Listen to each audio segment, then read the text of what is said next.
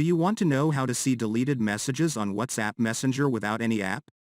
See how to read WhatsApp deleted messages. This message was deleted without using any apps or backup. View WhatsApp deleted messages recovery. In this video I will show you 2 methods to easily see deleted WhatsApp messages without any app. So, let us start.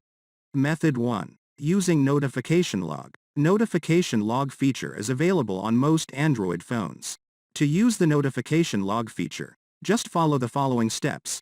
Please note that your phone's settings may have this slightly different depending on your manufacturer and Android version. Open the settings of your Android phone. Now go to Notifications. Then Advanced Settings. Tap on Notification History. Here you will find all the Android notifications from the past along with the erased WhatsApp messages which were showcased as notifications.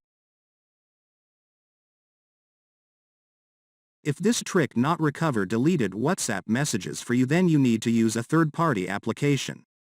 Method 2. Use third-party apps. There are many Android applications that you can use in order to read deleted messages on WhatsApp. Go to Google Play Store and find the app WA and click on the Install button.